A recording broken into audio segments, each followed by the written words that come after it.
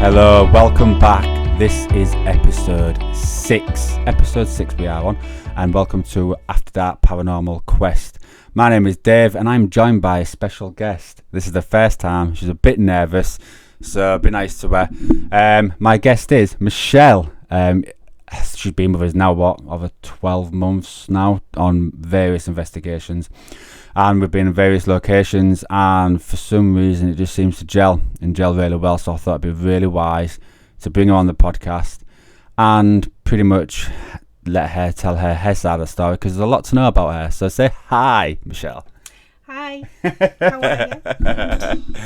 So pretty much, Michelle, yeah, like I was saying, has been with us for over 12 months. We've been on, all over the country. Yeah, quite a few investigations. Hell of a lot, and for some reason it works, and it works well. I mean, when we first went on our first investigation, it was nerve-wracking because I was learning, you was learning. We both started at the same time, very similar, didn't we? Yeah.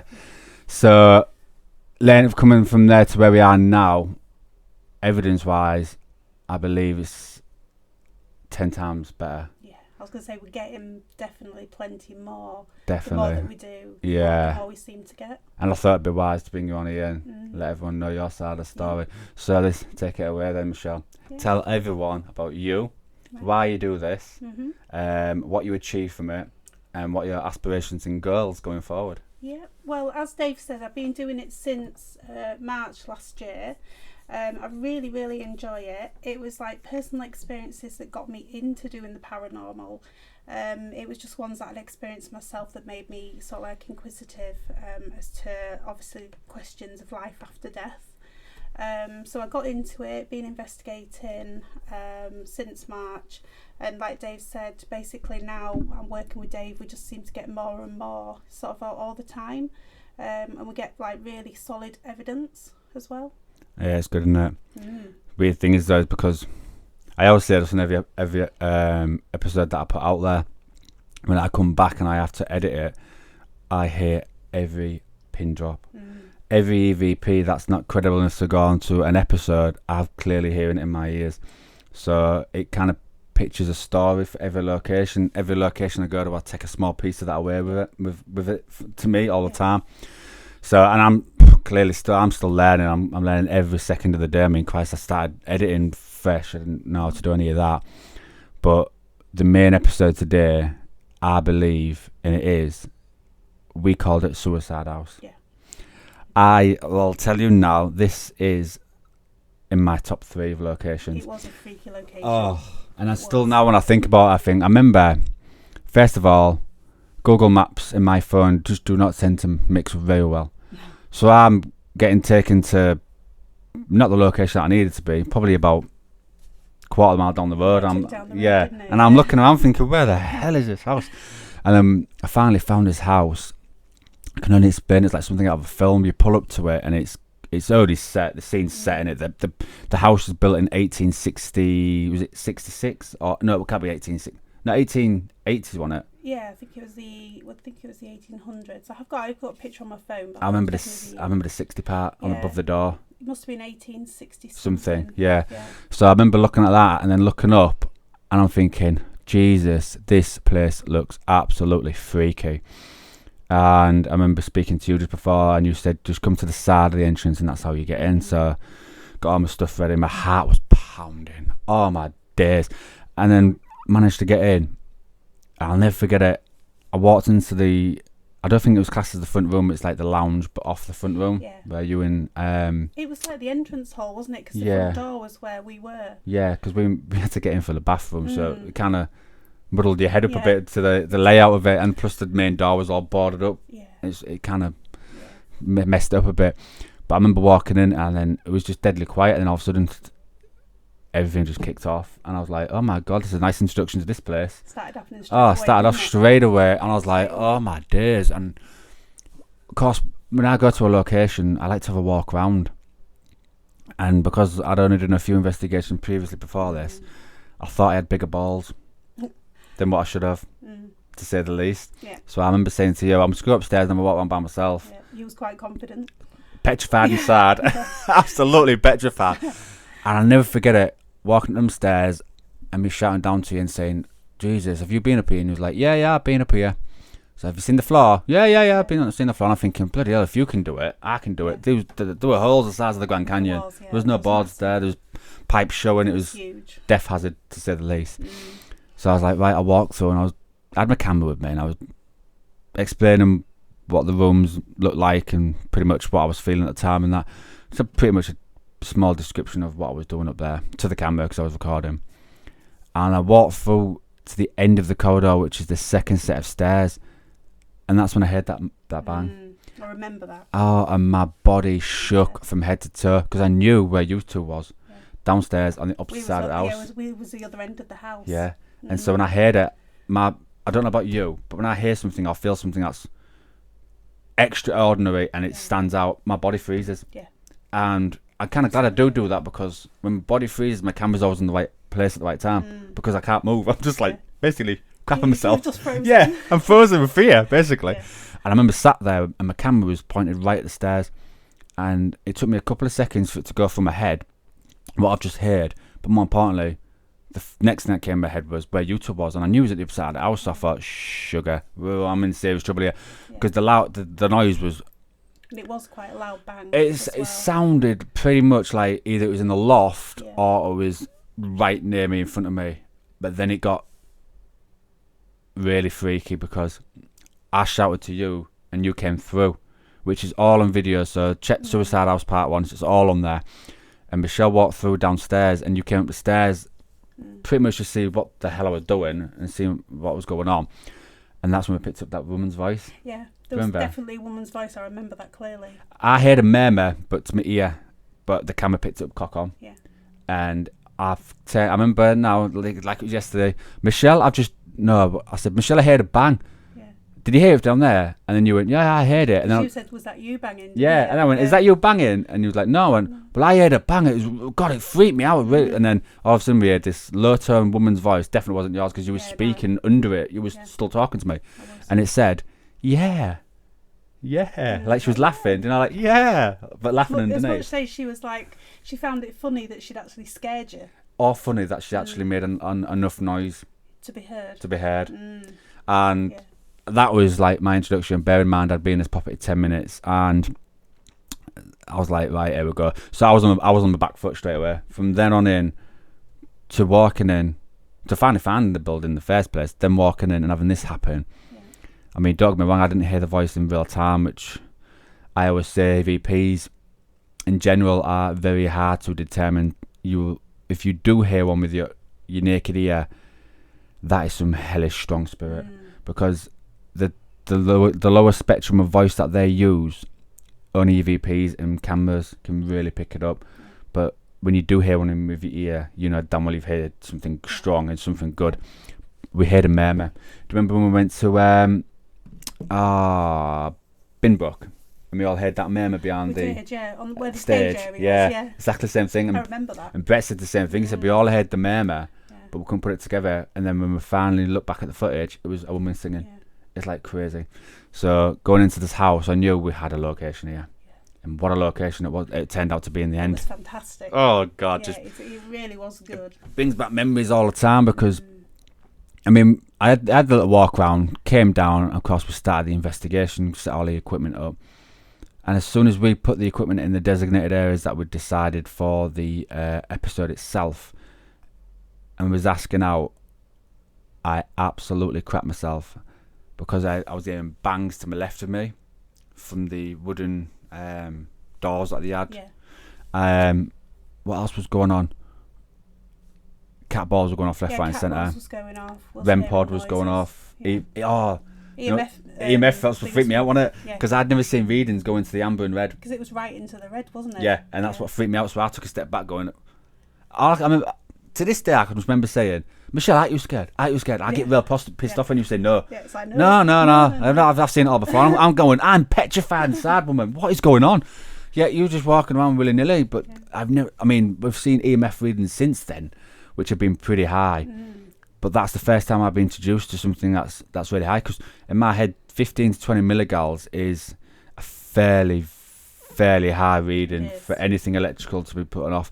You could put you'd have to put your EMF right over your mobile phone and have your Wi-Fi turned on to get them kind of readings. So for spirit to portray them readings. And I mean, that building had no power. Oh God, at all. had no copper. They stripped the whole lot. There was nothing left of the place. It was literally a bare shell. And then seeing that with my own eyes, I was like, this is going to be some hellishly scary night. And by God, it turned out to be that, because we was there till 2 a.m. Bearing in mind, there's no street lights because we was in the middle of nowhere. Yeah. There was no electric to the property. So we were all reliant on our lights that we brought with us. So I'm on the back foot from start to finish here. I'm absolutely bricking it. And the replies we was getting, we was asking questions and was getting intelligent replies every single time. And again, when you've not seen this or witnessed this before, I was confused. I was like, friggin' hell, this paranormal thing is absolutely phenomenal. Do you know, like, it's really good. Because I always find when you start a new job or you do something different in life, you kind of take your time to get used to it. Yeah. Exactly the same with the paranormal field. You go on investigations, you get used to it, you know what to expect, and then A leads on to B and then C, and then next thing you know, you class yourself as a fully fledged paranormal investigator, so to speak. But to be thrown in the deep end with this location, knowing that this property had so much history, we can go on to the history part, because I remember quite a lot of the history part. Yeah. I don't remember the names though. Do you remember the family name? There was a Mabel. The family name on the mansion behind it. Do you remember the name? You sent me the link, and it's. Yeah. I can't remember. It was 8 months ago, so we both forgot, really, haven't we? Yeah. It was Richard somebody or other. He was the main person. Somebody called Richard. And then there was Mabel. She was the one, I think, that was killed. She looked after everyone there, didn't she? She did, the workers. And the story came out regarding her. She told us herself. She did. If I remember rightly, the land that we was on was literally surrounded by fields back when the war was on, and rations were everywhere, from fuel to food, for everything. Potatoes was the main source of food for pretty much not just England, but pretty much the world, because it was an easy grown thing. And a lot of people jumped on that bandwagon, and if they've got the fields, they'll grow them, and they did. But then they need the staff to pull them out of the ground, clean them, and sell them to the market. So this guy, Richard, I think that was the same person there. Yeah, it was. He built himself a mansion on this plot of land, and then got countless staff in. Bearing in mind, the staff back then weren't treated like what we are now. No, they was treated really badly. Yeah, so there was overworked, underpaid. If anything, I don't think they might not have been paid. No. And to use and abuse a situation that this Richard guy knew he had, because there was such a market for the food that he was growing, he built this house that we was investigating just in front of the mansion that he was living in, so he can house all these workers, male, female, and just cram them in there. I can imagine it being like sardines, you know. Because the place had so many in like one bedroom. God, yeah, I can imagine it. Because back then, in this era, there weren't corner couches, there weren't TVs, there was nothing of the sort, and so living life like they did then can't have been very nice at the best times. But then to be forced to work, forced to overwork, and then probably not get paid right, and then get crammed in a house with males and females, a lot of tension happened, and a lot, I wouldn't say murders, no, I can't use that word. Well, I have, but I'm not going to. A lot of misdemeanors. Yeah. Situations happen. When you put males, because back in that era, rape was a lot more common. Yeah. It's not as much as it is now. No. Blind eyes were turned countlessly by the authorities back then, because they didn't have the manpower to keep on top of it. So if you're cramming 50 males and 10 females in a place, something's bound to happen, and it came to light that it did. And Mabel, she came through, didn't she? On she did. How did she speak to us at the time? It would have been live EVP best, because I didn't do them then. I think it was through necrophonics, wasn't it? Yes, through necrophonics, Spirit Talker. Yeah, because we was in the front room. Because both things were saying the same things as well, wasn't they? Marrying each other, weren't they? Yeah. I love it when that happens. Yeah. I love it when you pick up an EVP and in the background you can hear the necrophonic or the Spirit Talker app either before or just after, confirming exactly the same thing. Yeah. It just makes it more credible evidence in my eyes. So this location in general, that was pretty much the history of it. Now the mansion that sits behind the house that we was investigating has been knocked down, flattened. You can still see bits of the remainder of the building, can't you? You can still see like the foundations and stuff like that. And that's why I believe, because he died in the house, so I believe, because he was such an evil man in general, very money orientated, very straight and narrow. He must have known what was going on in the house in front of him. He just turned a blind eye. When he married there as well, and his wife lived there with him, he had kids and everything. So they had the full family there. Because we had some kids come through as well, didn't we? I remember saying, yeah, we did. I remember. Yeah. So I just think when he's passed, and his building's been knocked down, what's the next best place to go to? An 1860s house that's been built for the wrong reasons, and I think he resides there. And I think that Mabel, she's come back because she's one pissed off bird. Yeah. Don't you think? Yeah, definitely. If I'm right in saying that it was Mabel that fell pregnant? Yeah, I think she fell pregnant, and I believe she maybe lost the child as well. That was it, yeah. You're bringing back memories now to me, it's so long ago. Yeah, so it's... Yeah, going to that house, having that happen first of all, hearing that voice, having that bang, scared the daylights out of me. Knowing the history of the place, which you just mentioned, and then we got down to the nitty-gritty of the investigation. Spirit Talker app, we always have that running. That's always running 9 times a day all the time. And then we used your pad for the necrophonic. Yeah. So as time was going on in this investigation, in my eyes, this is my personal opinion, and I'll say it wisely here because now I'm totally different. Ever since working with you, I've come now more in touch about me and my human body and my mind than what I did a year ago. So when I go to a location, I spoke to this to Brett and he didn't get it because he's never been on them. Yeah. I detached completely from my life. Yeah, you've got to. When I go on an investigation now, just before I'll be thinking about, when's my internet due? Or when's my bike payment due? Do you know what I mean? Just random crap. Yeah. As soon as I go on that investigation, all that goes, it disappears. And I detach myself. And it's really weird, but you kind of like, when you go into a place, sometimes you can feel what the spirits that reside in there, what they're feeling. It's the vibes, isn't it, that you get? You get the heavy feeling on your shoulders, don't you? Yeah. Or sometimes I'll go in there and I'll feel joyful, and I think, why am I feeling joyful? It's because the spirits there are trying to portray what they feel at that present time onto you.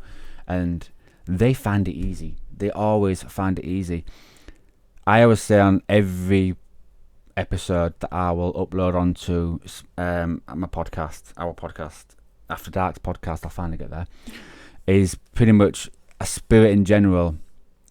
They anything electrical they can pull from, which everyone knows. It's the kind of the mainframe idea of the paranormal. But what people seem to forget is what's beating in a human's chest. And what does that produce? Electrical signals up and down your spine. You're a battery to them. So when you go on an investigation and you feel drained after you've been on there, now every time we always feel drained, don't we? I do, yeah. It's because they've been draining every little morsel out of your body. And that's how they use and abuse, not abuse, but use the situation that they've got in front of them. So if they can't literally drain something electrical, because it might drain you instead. Yeah, they'll attach to you. Yeah. And so when I went to that house, as the night was going on, first of all, technology. God, it was going off left, right, and centre. Yeah, it was good. You couldn't shut it up, could you? Yeah. We had to sometimes turn it off just to keep quiet so we could actually speak over it. Yeah. The technology that we use, I personally think, it's one of the best out there. It is. We've got the music box, which everyone listening now should know and see. If you watch out, you will be watching our uploads. I know you all are. Yeah. The music box is a fantastic bit of kit that Brett's made, so very proud of him for doing that. But more importantly, the SLS. The SLS it was in its early days when we first designed it, and we had so many issues. Sometimes we go on an investigation, we think we've been recording for 4 hours, and it's not actually been recording at all. So we've been there, done that, but now version 2 is a lot more reliable, a lot more up to date, but more importantly, by God, it does its job well. So the technology I think we use as a team now, collectively, from your EVPs to your recording equipment, it's up there to, in my eyes, of the best to a certain extent regarding the financial limits and all that stuff as well. And I've mentioned before in the past, you'll get Most Haunted, and you'll get, well, when there was around, and Ghost Adventures and Taps and all that. They've got big budgets. They have production companies that sit behind their cast and say, right, we're going to put 130 grand into this one episode. Show them what you got. And if they're not getting any evidence, The production company like, we'll wait there. What's going on here? We'll put all this money in. Yeah. What do? We go out there on our own accord, our own money, with our own tech that we've bought, with our own money, what we've earned through jobs and this, that, the other, and we get better evidence than what any other paranormal team do. That on TV. I've never seen that level of evidence on like ghost adventures and Never stuff have I. like that. Never. Never have I. Did you watch Strange. Did you watch the new upload of Ghost Adventures, by the way? No, not yet. Michelle, it was on every Thursday. First episode when last Thursday it went up online. I'll have to catch up on it. Oh man, I'm mocking you. As soon as it uploaded on Discovery, a minute later I was watching it. I was just sat there, poised, refreshing. That's how bad it is.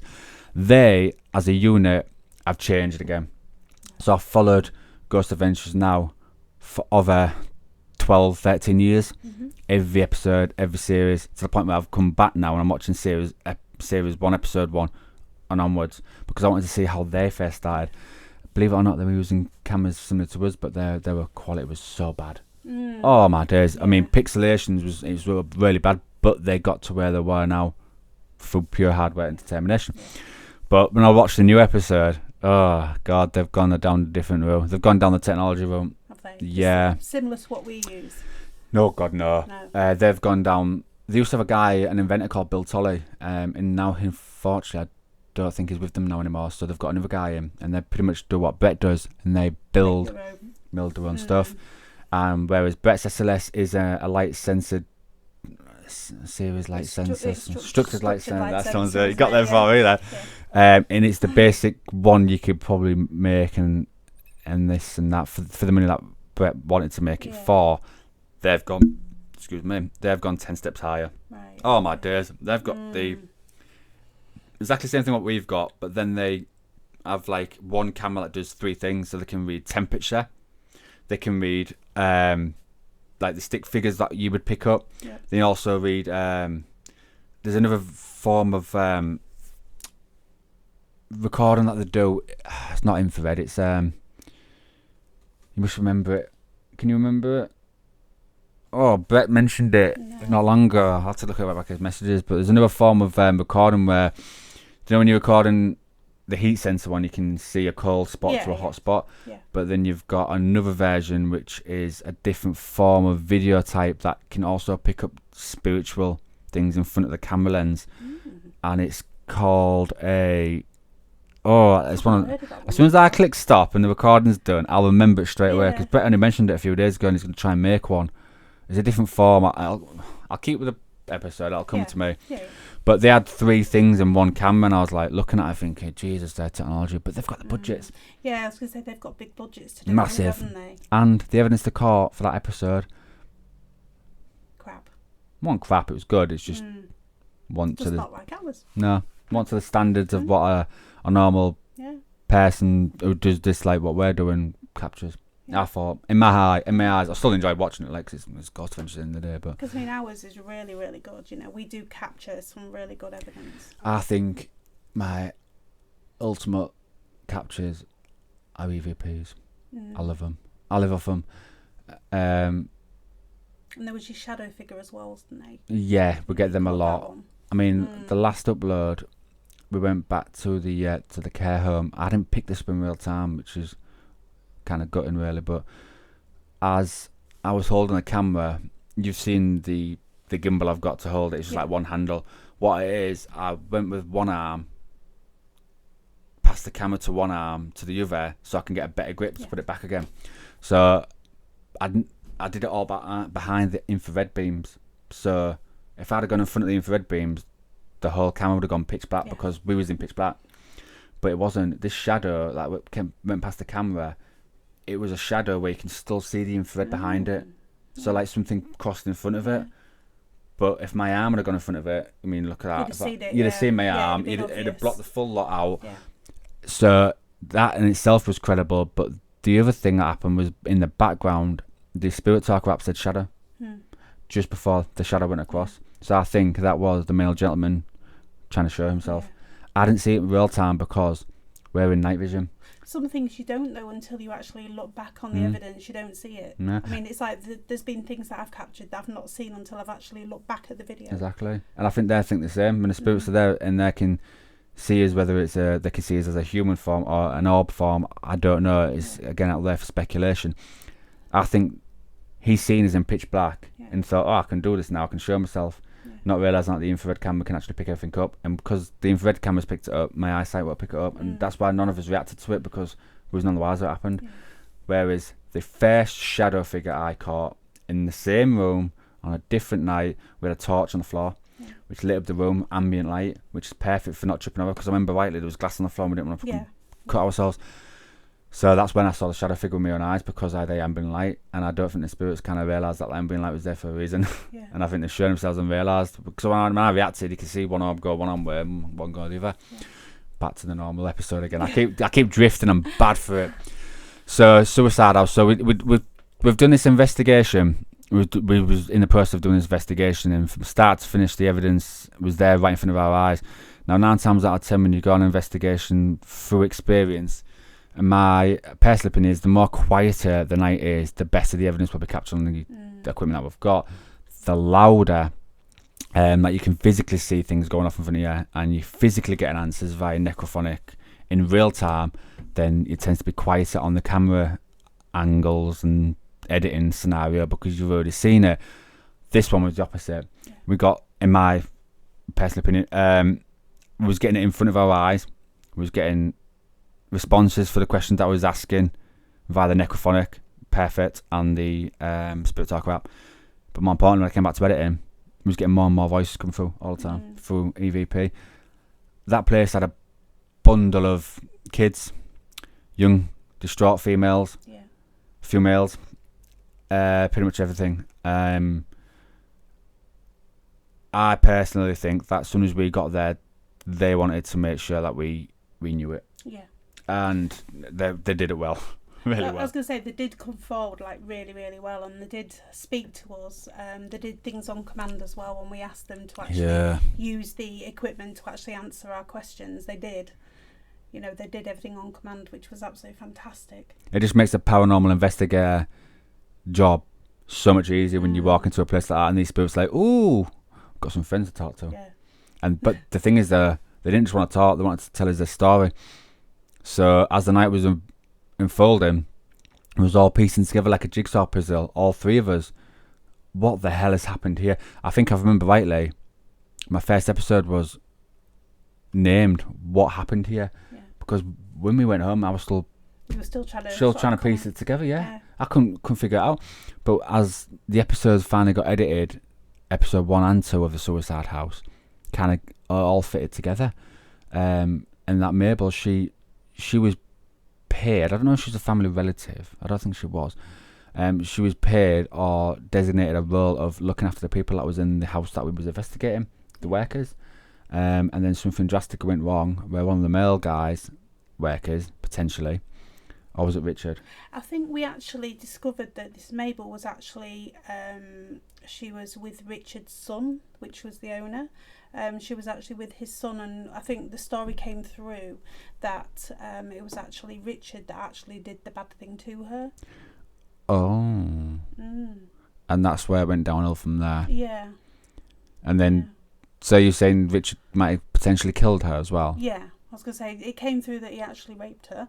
That came through like on EVPs and stuff like that. What's with the loft then?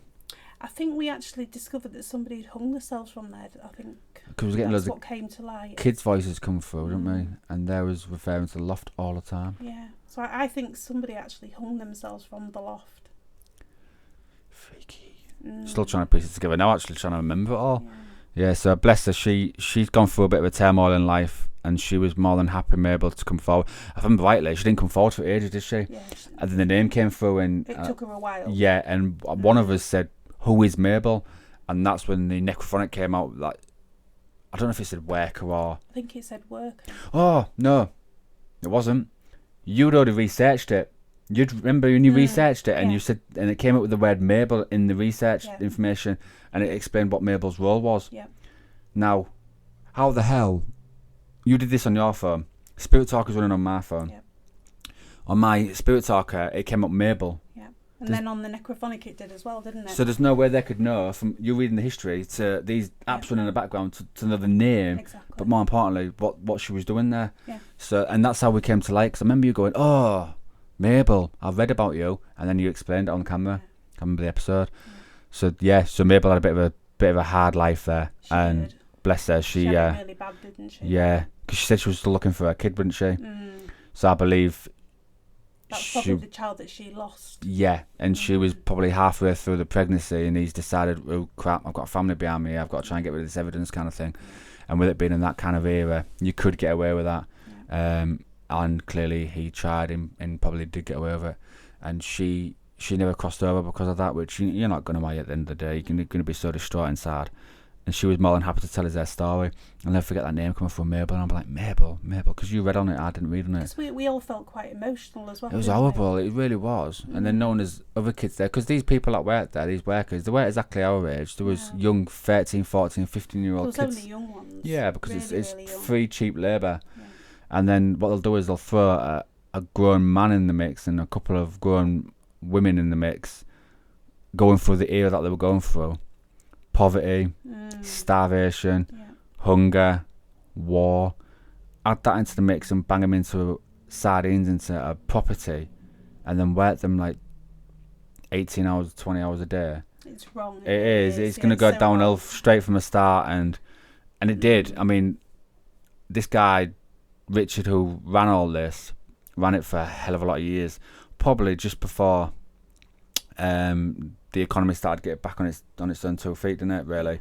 And then the potato industry kind of back to its normal, what it should be like it is now, where it's not as reliable as much as a food source. And I think that's pretty much how it might have worked. I'm not too sure. I'm guessing, but the place itself, it had a heavy feeling. During the investigation, it was more than happy to tell us what was going on. Every spirit there had their own story and own situation. They wanted to portray it, and they was more than happy to. But the thing that really stands out for me is in the middle of that floor in that front room, with all the equipment out, and the kids came in. Oh yeah. And there was touching everything, and I put my arm out, and I got one touched you. Yeah, and my body. All I can explain, it's like I've explained it to you already before. It's like you'll know you've had it before. Yeah, I've had it before. A small electrical charge, fuzzy feeling. Yeah. As soon as that touch hits your hand or wherever it is on your body, your brain doesn't understand what the hell that is. No. So its normal reaction is to put your hairs on end, and you're like, my personal thing is I freeze. I'm like, ooh, or I'll jump back or something like that. It's the human brain does not know what the body's going through. So that defense mechanism of your hair standing on end always happens, and you will feel that low, fuzzy, electrical, weird charge. People always ask me to this day, what does it feel like?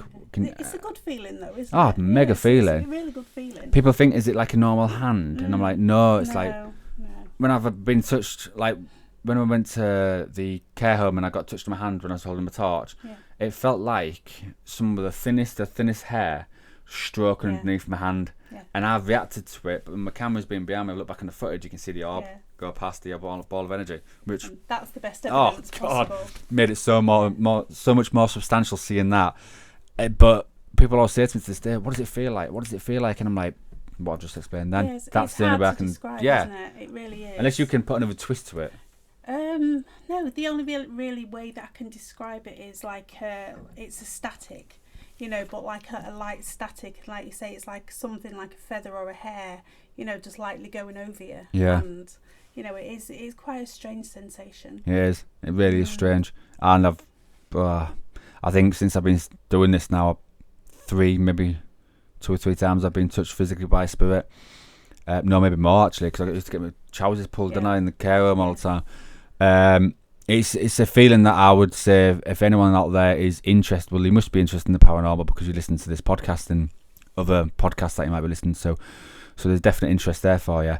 If you have got this interest and you want to prevail and push it, honest, I'd say do it. I really would say do it, because there's nothing better than not being able to see something physically with your own eyes, but your technology around you is reacting to it. You're hearing intelligent reactions back through your technology. You've got that heavy feeling on your shoulders. You know through your head that something mean and horrible has gone on in this property, in these four walls of this building that holds over 100 years worth of history. But then the spirit decides amongst themselves to go forward and actually physically try and touch you. I can't stress high enough, go and do it. Go to a location where it is haunted, where there is history behind it, and try and get that to happen, because once you've got that, you are hooked. Yeah. Definitely hooked. Yeah. I was hooked from... Say someone asked me a question now. Oh, what's the first thing that happened to you that got you hooked? My first thing that ever got me hooked is when Rachel whispered in my ear in that bedroom in the Grey Street, and I was hooked ever since. Well, my experience was not a very nice one at the beginning. Mine was obviously in my house, and it was one morning when I actually woke up and there was actually 3 claw marks in the sheet underneath me. And it was actually like 3 big claw marks in the sheet, and it was only under me. It wasn't under my husband.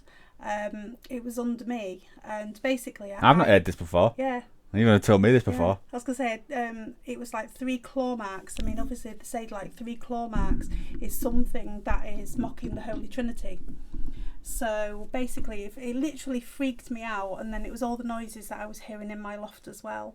And then obviously I did a recording in the bedroom, and I literally picked up something that was very evil sounding. And then I had to get my sister in at the time to actually get rid of, whatever was there, because it was not very nice. We've actually investigated your property, but I've never heard that story. Yeah. You never mentioned that before. Yeah, but it was 3 claw marks actually underneath me, and it did literally freak me out. Do you know what's freaked me out? Because I would say the only way an evil spirit or an evil entity can really, really affect you is when you're asleep, because you're in a subconscious state. And I always agree to that to this day.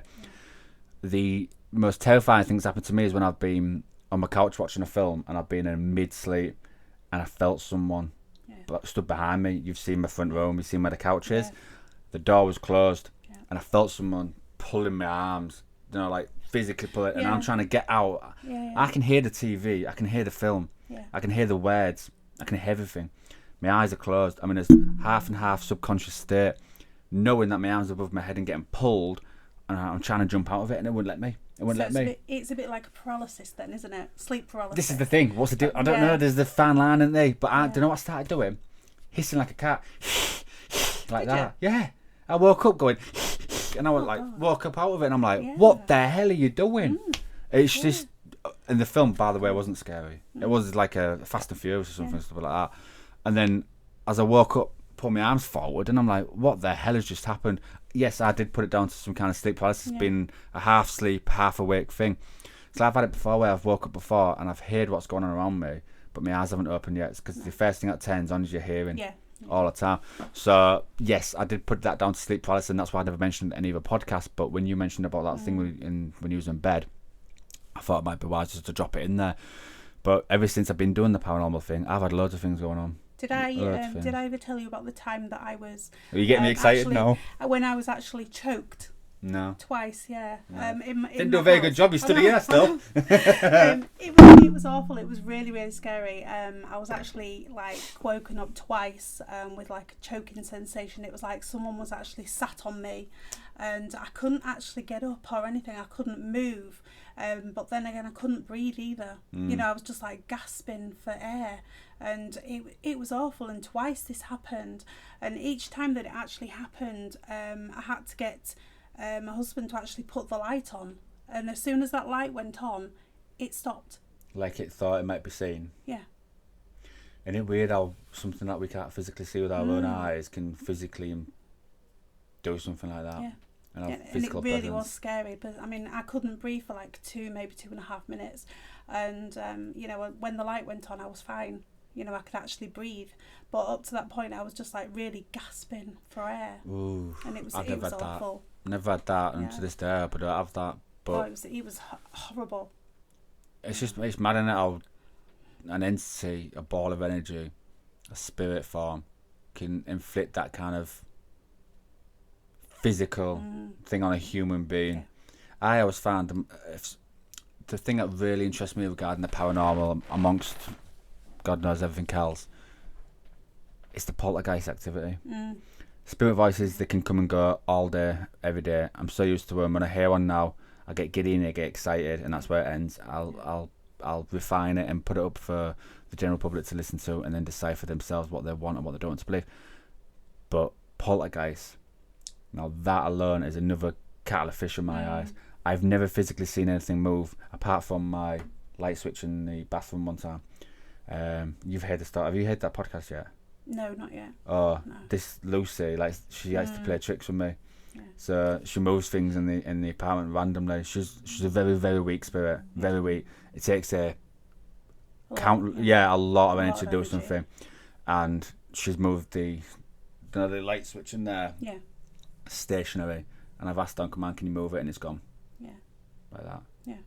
I'm like, I freak my shit out. It's like I've got crap some myself. pendulums that's actually hung above where I sleep. Yeah. And basically, I always say to the spirits in my house, can you make them pendulums sway? And they do. Yeah. You know? It's weird, though, isn't it? Yeah. Yeah. It's You just start looking at them and you can just see them like just doing that. Yeah. You know, it's like just swaying. Well, as soon as I seen man moving, I was like, thank you. Right, I'm going now. And I was gone. Straight to the front room, put something on, put FIFA on or something like that to try and clean brain. Yeah. But she doesn't hurt. She didn't want to hurt. She's come through me at Manchester Arms, didn't she? And I don't know, like, and that sounds stupid. Yeah, but look at the Manchester Arms where that ball rolled off the bar. Oh, by the way, I've took a footage on that. And it's not. No, the ball rolls off the bar, but the camera's facing straight and not to the left because Brett moved it. Brett, if you listen to this, I swear to God, I'm going to kill you. It picks it up to put it between me and James on the chairs when we had that figure on the right-hand side. Yeah. So, which is fair enough. You're going to do it. You're going to move the camera for it.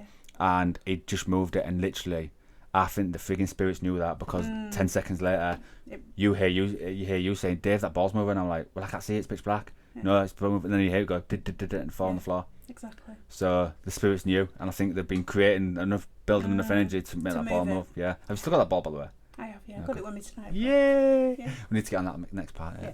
But yeah, so the poltergeist thing, it's always going to freak me out. I've never physically seen it. Even when the ball moved in Manchester Arms, I was right next to the bloody bar, and I still missed it because we work in pitch black conditions. And I always get the same thing. Why do you work in pitch black? Why do you do this? And I do it for a main reason. Is number one, the atmosphere is there. Yeah. Number two, your heart rate is 10 times more than what it would be during the day. Especially when you're in the dark. Oh, God, yeah.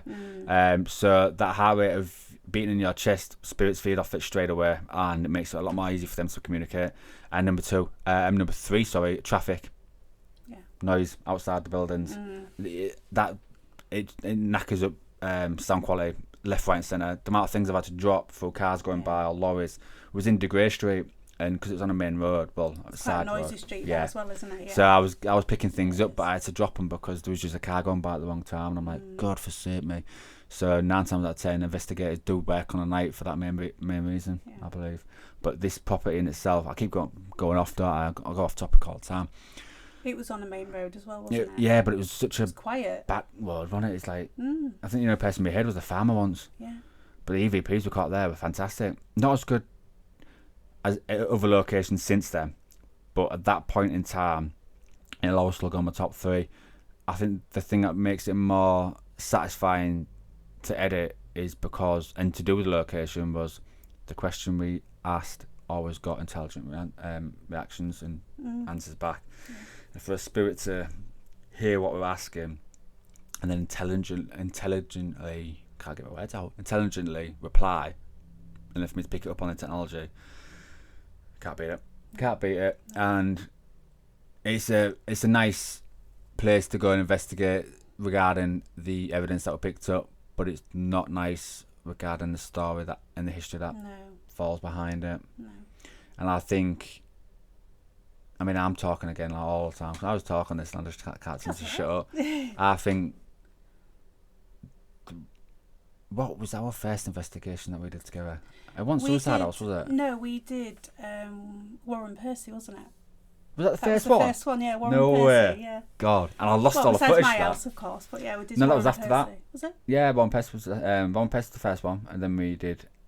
Yeah, because we've gone by, because we've done Warren Percy on this already. Oh, have we? No, we missed it out. because we didn't have the footage. Yeah, no, so we had to didn't, miss it out. no. But I know, I remember rightly, I'm more than sure that we did Warren Percy before we investigated your house. Yeah, I think we did. Warren Percy. But yeah, that was the very first investigation that we actually did together. Do you know what's funny about that? I was looking on my Google Drive at the Warren Percy folder that we had. And what we did have there, I looked through it. Oh, wow. When I did that solo, when you played the... what did you play in the background? Is it that Lord's Prayer, isn't it? But in reverse. Yeah. Which sounds freaky as hell when it's in reverse. Yeah. So we was hearing that on my EVP, and then I remember saying to you, just turn it off a sec so we can hear any clear voices come through. Oh my God, it's like they were stood around in a circle around me. There was just picking up voice after voice after voice. And I said to Brett, where's the footage? I was like, I don't know. It should be on there. And I was like, it's not. Because we didn't have no footage, we couldn't use it. No, maybe need to go back there at some point. Well, we're gonna wait till the summer and we're gonna go back there. I think it's meant to be something to do with vampires, apparently. There. Well, it's a medieval village, isn't it? When that village was around, the plague was around, which wiped the village out. Unfortunately, back in the era that it did. So you had plague to a village, and then have a church that still is standing, which was a communal church. The whole area and surrounding area, there's going to be a lot of hatred, evil. People, spirits, entities, residual. I think there's a lot of residual there. That resides in that area, but I think it's more the land. I think the land it's sat on. I said to you that I picked up on a young child that had drowned in the water. The stream that surrounds goes past it. Yeah, it was in like the big lake type pond type thing, whatever. Yeah. But I said to you, didn't I, that I picked up a child that had actually drowned in that water, and I did actually research it, and there is actually documented proof that a child did actually drown. To be honest with you, water. It's a fast flowing little stream that. So a young little kid, 2 or 3, could easily trip over. We was tripping over just going down there to have a look. So I can see that being a very easy thing to happen. It was we are looking at doing a charity event. We was going to go to Skid Brook, but unfortunately that's going to be out of the question now. So my other idea was Warren Percy. I just think that location has so much to offer. It does. And I think because we're out of the way, it'd be cool, but it has to be in the summer. So I ain't put it towards Brett yet, but I think there's Warren Percy. I think is the main one, because I don't know where we're going to investigate from. Me and you were talking now to the summer. There's a big gap between there. There might be a location that comes up where we could do a charity thing where we sleep there for the full night. Make an episode of it, of course, because it'd be rude not to. But also raise money for whatever charity we choose and decide at the time. I've got a few in my mind at the moment, but leave it at that. And I think Warren Percy at the moment in time is leading it ever so slightly for me, only because of its rich history that surrounds it, and I think the land that the buildings sit on is steeped in history. It's like when we went to that last location, the land had more history than the building itself. That building that we was in was in the 1920s, give and take. I know it's got a lot of history to it. And the paperwork kind of confirmed that, because it was 1920s onwards, wasn't it? Yeah. I still got the paper in the bottom of that jar. Yeah, it's in the bottom there. And I think the land that all them 2 buildings were on was so much steeped. And I think when that kid came through that he'd hung himself, because when I went back on my own, again I was getting the hang. Go back a step. You did not go back on your own. Well, I didn't go back on my own. But I went back. Don't portray that you're all Billy big balls on that. I went back not with Diane. Obviously she was affected, but it was the person who actually hung themselves that actually affected Diane. When I went back, it must have been in that forest that we had to walk through to get to the place. Do you think it was in that room where we did our investigation? That's where she was affected. It would have been where he hung himself though, because he kept coming through forest all the time on the. I think. Well, I mean, we got the feeling, and Diane said she's got a feeling it was outside the door. Do you know the door of the room where we were? Because we was cast at the front door, weren't we? Yeah, and that door did actually open. Found out that door actually opens. Oh, did it? Yeah, because we actually had it open. But yeah, apparently it was coming through that it was the tree that was outside that door. Oh, was there a tree there? No way. Yeah. See, I was in pitch black when I. Well, you would have been, wouldn't you? Yeah. Yeah, because we went back at night time. It was quite late when we went back. But yeah, we picked up it was a tree that was outside that door. Zach. Yeah. Yeah. That come through again. That name, again. That's again. You can't beat that. No. 2 investigations, 2 separate nights. More importantly, different personnel, and you're still getting the same name, you're still getting the same information back. It's just there's so many fields and so many roads and avenues towards the paranormal. I don't think we've even hit 2 of them yet. No. I think there's so many veins and avenues that lead off it. So many different ways you can look at the paranormal, but more importantly, investigate the paranormal. Like I said at the start of the podcast, I'm clearly still learning. You're very much the same. Yeah.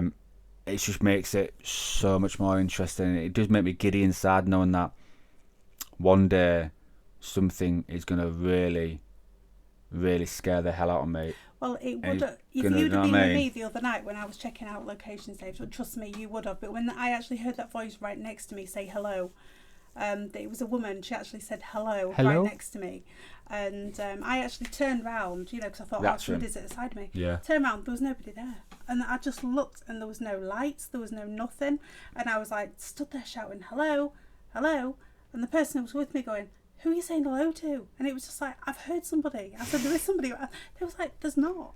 And I was like, but I've heard it. It was a woman. He said hello. God. They're just intrigued. Spirits are just as intrigued with us as we are with them. And I think we have to live in this plane of earth now where we have to coincide with the afterlife. And they're used to it. We're used to it. And it's always going to be an open book. Yeah. I mean, they know they can communicate with me, obviously, with having abilities. Yeah, you can explain that next, because I was going to go on to that, because you do class yourself as a pagan witch. Yeah. Now, to be honest with you, witch I understand, because I've seen Hocus Pocus. Yeah. Pagan, I ain't got a clue. I'm sort of still learning really what pagan means. I only got told that I was like the pagan witch, but I mean, I'm not really sure myself what the pagan thing means. I was just actually told I was from like a witchcraft background, and I was a pagan witch. But there's two things, isn't there? There's pagan and something else, isn't there? There's pagan witch, there's white witch. What's your sister? She said she was smitten. She's a pagan and a white. Oh, was it? Oh, yeah, right. I can't remember what the other one was. Yeah, but that's what I am apparently as well. So. Do you think that makes it a lot more easy to entwine and communicate with the afterlife? I do. I mean, I do believe, that it does make it sort of like easier for spirits to approach me, knowing that I can actually communicate with them. And that is a good thing, because obviously it's a good thing for us when we're on our investigations, because then they come forward and obviously we get more activity. So I believe it does help. Do you think when someone does so many investigations that they start to learn it, certain things and certain traits themselves, to feeling and knowing your surroundings as a paranormal investigator? I'm speaking for myself here. Yeah. I'm asking you a personal opinion, because when I started to where I am now, I'm a totally different person now. I always know, like when I go into a property, if it's actually going to be active or not. I always get like that feeling. It's either a heavy feeling, I can't even say no to that, because every time you've messaged me, this place, Dave, we've got to go, and we go to it, something hell for leather kicks off, or we get such good evidence, and I'm like, yeah, he was right. Yeah, he was right. It's just that feeling that you get, and obviously being like from a witch background, that is the feeling, and it usually is like bang on, so yeah. That's why I always say to you, right, Dave, we're going here, or Dave, we're going there, and it's fantastic, so yeah. And the location we've been to, I think we've done over 15 now, haven't we? Just me and you. Yeah, we've done quite a few. Every one of them stands out for its own reasons, but I know there's going to be a hell of a lot more to come. It's weird though, because when you see paranormal teams nowadays, they always go to the big locations, like the ones that everyone knows in the world, like, I don't know, the tunnels in Scotland or something like that, I don't know, which is all the well-known stuff. I think a lot of people forget these little properties that are in the middle of nowhere, where they've had a family live there for nearly all their lives. Something's gone on really bad, and the spirits have not crossed over. Them little, I call them gems, are literally a paranormal investigator's gem, because they will be, if not more, active than the big locations that everyone knows in the world. I think, to be honest, the big locations are just more money making. Big time. The Grey, massive money making scheme on it, and the 30 East Drive, big money making scheme. That, don't know, I worked it out, you know. I've heard mixed reactions to that. I have. £130,000 a year they're making off that property, yeah. Just in people going and investigating it. It's ridiculous. Isn't it? They're charging £430 a night for 2 people to stay there at night. It's ridiculous, isn't it? And they're doing it every day of the year. Oh my days. 130 grand I worked it out too. And I looked at the property value on that area. It's a £90,000 house. So, and they've been running there doing what they're doing now for 6 years. So they've earned nearly $500,000, over $500,000, just on the paranormal thing. So when people say there's no market in the paranormal, there is. A lot of bollocks.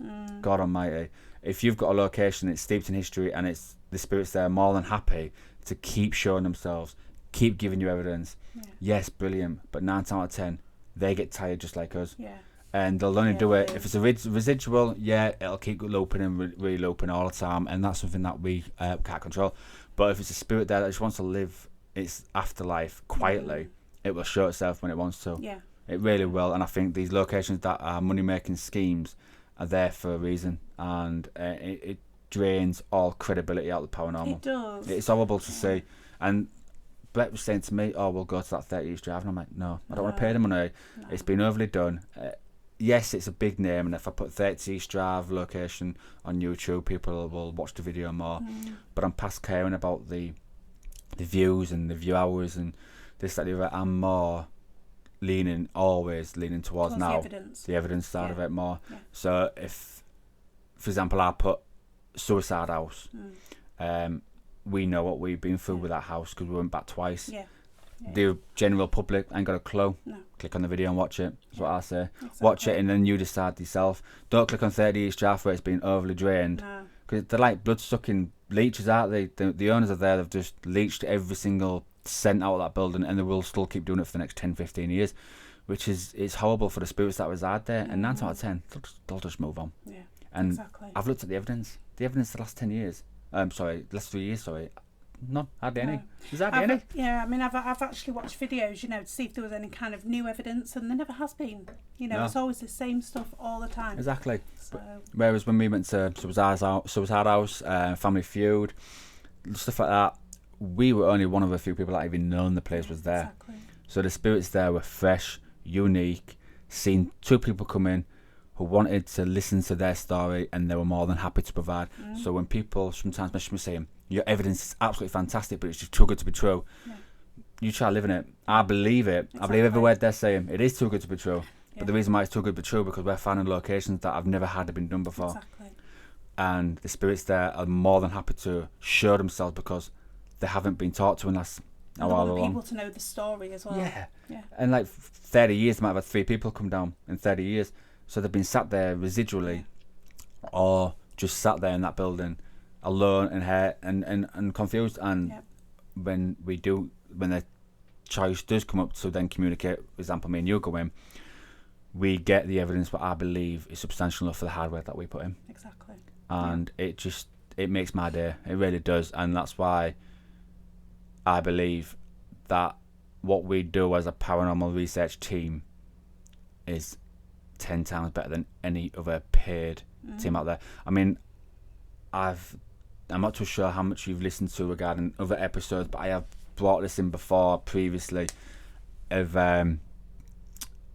Discovery. I've now realised that the market for the paranormal is not residing in Ghost Adventures and Taps and all the other teams that are in there. It's more towards people like me and you, people like me, you and Brett. That's good though. Yeah, so they've pretty much bought a TV channel, Polluter TV. They bought them out and said, "Look, we're just going to dedicate this to literally the smaller teams that the evidence captured 9 times out of 10 is a lot more credible. I love that word than what the bigger teams are playing." Yeah. But the thing is, though, we've got no budget. The other teams have got bigger budgets. Exactly. Yeah. If our evidence is more substantial, then there's a market there for it. Yeah. I believe in my head. Because our evidence is wicked, so we should be able to put it out there. Oh God, we really, really should. When I first uploaded my first ever video, I had no intro, I had no outro, I didn't even edit it. To be honest with you, I'm on about when Mark did it. He made it as a film, absolute, just like watching something out of Universal or Paramount, which is not the road that we wanted to go down. Evidence was non-existent because I've always said on previous episodes that if he wasn't playing drafts or having Sunday dinner with a spirit, if he didn't believe, it would not go on an episode. Whereas now, when I took over the editing side of it, and bearing in mind I started from scratch, and I'm still learning now, and I will still be learning. But from the first episode that I uploaded to where I am now, I've come on leaps and bounds. Yeah. I can create a story, because what people seem to need to remember is I'm hearing everything from the first time I click record to when I click stop. I'm listening to everything from through and through, so I can create that story because I've heard it in my own ears. I've heard the spirits reply. It might be some of them have replied so quietly I can just hear it. Yeah. It's got a vocal tone, but if I've got to edit it too much, it can't go in the episode. No. It's only the stronger spirits where they come up with the class A or class B, then they will be uploaded and put into the episode. But it's just, I just love it. I do. I love it. And I'll always will love it for the day I die, I think. I don't know if I should have mentioned this. What I mentioned to you when I walked in. So we didn't upload last week because there was a death in the family. My father passed away. My dad passed away. Father just gone, so like 3 or 4 days ago. There might be a chance where I can investigate his apartment where he passed, and I'm not doing it for the reasons where people might think I'm doing it for. It's more the fact that I believe in what I do so much that I know if I want to hear a last word, I want it to be through my hobby and my joy. Because you've got a lot of unanswered questions as well. Yeah, I've got so many unanswered questions, and I think what more credible thing could be if I can go to my dad's apartment where he passed and actually hear my dad's voice through the technology I've got, and it'd be brilliant. It gives you peace of mind as well. It does, and it really does. We've still got the funeral. The funeral's getting started out now. It probably might be a long way off. Might be season 2 while it gets done. I don't know yet. I'm not too sure. But I had a brainwave where I know my dad would want to say something to me, and if he doesn't contact me through my hobby and my joy that I'm doing now through different avenues, I'll be shocked. I think he will. I think he will. I think he will in his own way, and I think going to his apartment, sitting in the place where he cherished, and then to hear his voice or hear a intelligent reaction from my own father, I think that'll be the icing on the cake for the poor man. Because I think he'll have a lot of questions like you have. He'll have a hell of a lot, same as me, yeah. So it just makes it the love that I've got for the field that I'm in, to bring my own family member into it, especially my dad, and then to still get the amount of evidence that I will get now, but with my own dad, and then put it out for the general public to then listen to. Don't just open the door for me, opens the door for them. If any spirits, if any family members passed in their life, they can still go and communicate with them. Exactly. It just, there's that opportunity there, because their heart and their chest has stopped beating, doesn't mean that all their energy disappears. And I believe my dad had so many questions to ask me still. I don't think he's crossed over yet. No. And vice versa, I've still got to ask him a hell of a lot. And I think that main reason alone, I know if I got put in the right circumstances, in the right situation, the communication would be very strong between us both. And I think anyone out there who's listening to this now and listening to every word that I'm saying, have lost a family member that they were either not close to or very close to, and you do believe in the paranormal, think about it twice. Try it. Because there's that choice that he might say his very last word to you, but via the technology that you use daily. I mean, I've lost both my parents, so I know sort of how hard it is. But I mean, obviously my parents have never come to me, in spirit. So I mean, maybe they will at some point. I don't know. That's the thing where I mentioned to my grandma, which is my dad's mum. I might have to go to his apartment, because my dad was a very secluded man. Yeah. He loved his technology like me. His computer is very mechanical minded, hands-on man. Literally, he's a mirror image of me. He even looks like me, so but I'll show you a photo after we come off air. So it's very much a mirror image, and my grandma said there might be a question coming towards you regarding the apartment thing and going in there. It's going to be hellishly hard, because going into a space what he cherished most, what he felt protected in most, and then doing an investigation to then speak to him. I don't know how I'm going to react when I hear his voice. If I hear his voice through, because I'm going to have to do live EVP based. It'll be emotional for you. Yeah, it will be. I've got to remember the main thing is that my blood running through my veins also runs through his, and I would not be on this earth talking to you or doing what I do now if it wasn't for him. Exactly.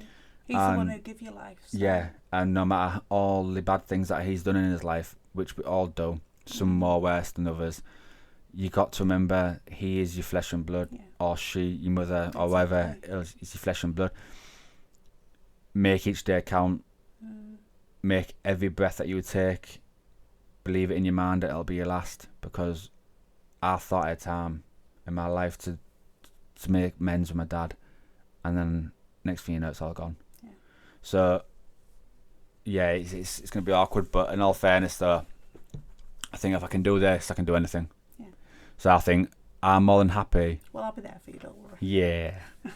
I'm more than happy to put that evidence out there for everyone to watch, because I've got a pride in what I do. So for me to bring my family into it, and my dad especially into it, and put myself in that situation, not just for me, but more importantly for the hobby and the field that I love in, make sure you bloody watch it. Yeah, but for you it's going to be a special episode that you can treasure for life. Yeah, you know, it will. As well. It'll be saved, and it'll be probably rewatched a few times more than what it should be. But I just think at the end of the day, I'm trying something that maybe not everyone else has tried yet. No. Like I said, we're still going for the funeral stage and stuff like that, so there's going to be a bit of time from now and then till when actually maybe the recording could be potentially done. But opens the door to anyone else that's lost a family member. Like, because you've lost them doesn't necessarily mean you can't speak to them. So again, I will leave it there. But that might be potential on the horizon of a mega episode coming forward in the future. And of course you'll be there with me with that one, definitely. Yeah. On my Instagram, my pronunciation is so bad. Instagram, there's still that competition running. Get on my Instagram, HGC After Dark. Go on it, fill the criteria out, get yourself in the pot. It's free. It's not hard work. It shows you support. Get on there and do it. But more importantly, before you do that, go on the YouTube and click like and subscribe. Every little like and every little subscribe means more to me than it does to anyone else. So it shows support. We work hard behind the scenes, so you don't have to. You sit there and watch the content in the video, and that's it. You turn it off. But to create that content and that video takes days, hours, a lot of hard work. It does. So every little thing makes so much more of a difference. And to be honest with you, the messages that I get on social, the feedback that I get already is it's phenomenal. It is, and I'll cherish every single one of you for doing that. But I did think that today's episode we had to bring Michelle in to explain literally what we thought about Suicide House. It is a fantastic house. It is. It's a place where I don't think we can go back now, because the farmer there is a very grumpy man, and they've pretty much stopped any access to the property. So I think we've got what we needed to get out of it. I was there. I was going to say I did go back. I was probably about 6, maybe 8 weeks ago. When there was access again. Oh God! You keeping secrets from me. But yeah, when I went in, it still had that really heavy feeling. You know, it really, really did. And even the person who was with me said, you know, that it was a really heavy sort of feeling. It wasn't a nice feeling. No. And that, so no. So it's still got a lot, pretty much more to offer. I need to curb in the revisits, I think. Unless it's a really, really phenomenal place, and I know not many people have been there ever since, i.e. the care home and Manchester Arms. I need to really curb in the revisits, because you can overdo a location. You can. These spirits sometimes might be full of beans when you first walk in there and give you all the evidence that you need to substantially create an episode and create their story to then portray to the general public. But if you keep going back, they might just not want to bother anymore. And I've been to locations before where we have gone back. Actually, I went back with Brett to that Suicide House, and nothing happened. Didn't it? No, nothing. You remember? Well, I went back to the care home as well a few weeks ago, and again, it was still very active for me. when I went. Did you see in the episode? I've really just put it online. Yeah. Yeah, we got that voice saying, when we walked into that bedroom, bless you. Yeah. And that woman, I believe, is the woman that said that same The one that Class sounds A like EVP. without teeth. Yeah, I think it's the same one. Yeah. Very similar voice. Yeah. Very similar voice. Yeah. I did put as well on my Instagram, no, lying, on my YouTube, a question. Would everyone or anyone watching the episodes want me to make a compilation of 2021 and 2022 best evidence caught? I have got a nice little folder on my lovely computer full of all the evidence ever caught on every single episode I've been on. It's worth its weight in gold. I was going to leave it till New Year 2022 to upload it. You know, like a go out with a bang kind of thing. But we're over the year now. We're over 12 months, so I could literally make a good 30-minute video of every single evidence part caught, and also make it into a nice story mode for everyone to watch. So go on my YouTube, check that question out. There's a yes, there's a no, and there's a maybe. Click it. It's easy enough. One click, you can go back to your normal life. Just so I know where we're at, and if we do get enough reaction to it, I will edit that next. Well, not next, but I will edit it and we'll get it up in one of the seasons going forward. So your first podcast. It's been good. I've enjoyed it. Yeah, I really have enjoyed it. I was quite nervous, but yeah, I've really enjoyed it. Brett was nervous the first time he did it, like I said before. Yeah. It comes second nature to me because I just can't. Once I talk, I just can't stop. And like we did this episode on Suicide House, and I think we've talked about Suicide House 15 minutes of the hour episode we've been recording. Everything else as well. Everything else just comes in between. But I'm like an open book in my head. Because I enjoy the paranormal so much, and there's only so many people I can talk to about it, because not everyone really wants to listen to it or pay attention. Even my family members don't bother with it. Don't they? No, my sister, my mum, none of them really bother with it. They don't listen to my podcast. They don't listen to watch any videos. Then, is it? My sister used to watch the videos, and then life got involved, and just going to make it happen. Life got involved, and she never bothers now, so I just don't bother mentioning it to him anymore. So when it comes to releasing, this podcast is a massive release for me. It's a shame though, isn't it? That's why when I want to go to be an hour and I'm at 11, an hour and 11, yeah, I can't help it because I just want to start, I can't stop. Yeah. So, but when you've got someone next to me who's got the joy and the passion for exactly the same thing that I've got, if it's not you, it's Brett. I just like live it and breathe it, you know. Yeah. So, you know, I'm like you, just live it, breathe it. Oh, I wake up in the morning, fantastic. Michelle. I do, and it's just like, right, I get a coffee and have a shower and get ready for work, or whatever I'm doing. I say that I can't work night, so I don't wake up in the morning, I go to work, but you know where I'm going with it. I wake up and I think, doing my normal day-to-day stuff, but all the time in the back of my head, after dark. Always after dark. What avenue do I want to go down next? How do I want to do it? Locations. What next bit of tech do I want to look at? How am I going to edit my next video? People don't realise another thing before I bore the hell out of people. When I come to edit a video, I've got to create a thumbnail. Yeah. Do you know that thumbnail takes me longer to do the edit than it does the edit? Yeah. Because you've got to create that thumbnail in one picture, full edit story in one picture. It'll attract people to it. Yeah. It's like when you pick up a bag of crisps or a product with food in, I look up the material it's in, not the material, the packaging it's in. If it stands out, I'll grab it. If it doesn't, you just walk by. Yeah, just leave it where it is. Thumbnail is exactly the same thing. When people watch your content, your thumbnail's got to stand out from not just from the rest, but also tell 1,000 words in one picture. So to design that is fun. It's hard, but it's fantastic when you finally do it. But if any paranormal investigators listening right now, which hopefully you are, the best thing to use is Canva. Yeah, Canva's really good. I use Canva. I've just before I logged on here before you came to do this this episode, I logged into my Canva and it updated again. It updates more than just my Filmora. Oh, Canva's fantastic. It is probably the best app out there to use for your thumbnails. You can edit videos on there. You can edit anything on there. It's quick, it's unique, but more importantly, the After Effects and the video content associated with it are 10 times better than anything I use. I pay £10.99 a month. I have also got family members connected to it. So my sister uses it for her company. Brett uses it for his side of what we're doing. And Michelle can use it if you want. I can up to 5 people for my £10.99 a month. 5 people can use it. and you create your own little account and you don't interfere with anyone. It's worth its weight in gold. So Canva, if you're listening to me, sponsor me. Yeah, Canva is really, really Oh, good. it's brilliant. I've used it before as well. I don't know, I was stumbled across that app. I was on TikTok and it came up. No, I'm lying again. I was watching YouTube and I watched a few vloggers and stuff.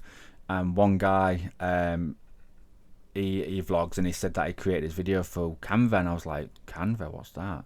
And I checked it out and I thought, that looks good. So I downloaded it, and then when you first download it, it gives you like a preview of what you can expect to have through the app. So I used that and I thought, I'm quite impressed. And then it says, if you want to use further and get the premium package, which I suggest to do, pay $10.99 a month. And I thought, a bit substantial for like one little app, but I didn't realise what you could do with it. You can do loads with it. Unreal. It's fantastic. I can have 5 different photos, and I can take backgrounds off them and entwine them all together as one unique photo. Check it out, see what you think. I swear by it, and I have done now for over a year. No, I ain't had it a year. I've had it 9 months. Something like that. Check it out. Definitely worth its weight in gold. Check out my Instagram. Again, the competition's still running now, and I won't fulfill the competition until it's fully filled. So we need 130.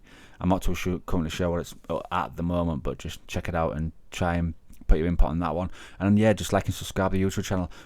We're always working hard in the background to try and create this content for you guys. So just liking and subscribing is enough for me. Locations as well, yeah, exactly. Usually I go looking for locations and stuff. Locations are few and far between sometimes, but if you've got a lot of people, a lot of eyes, and a lot of people, certain people knowing where to look and stuff like that, they will keep coming up. And once you do get that location, again, it takes a lot of effort to make the episode. But again, just keep doing what you're doing, show your support. Next week, we should have Brett back if he can pull himself to come back again. You know what it's like. And we'll have the episode again. It will be uploaded next Sunday. So hopefully you can tune in and see what you think of that. But other than that, Michelle, you've been fantastic. Thank you very much. Hopefully you'll come back again. I will. I'll Definitely. come back again. Great stuff. And we will have Michelle back on again. And if you've got any questions to ask Michelle, send them in. Yeah, Instagram, Facebook, any social media, pop it in. I will fire them onto Michelle and we'll get back on the episode. Just let me know. But again, this is episode 6. This is Suicide House. And thank you very much for listening. Thank you, guys.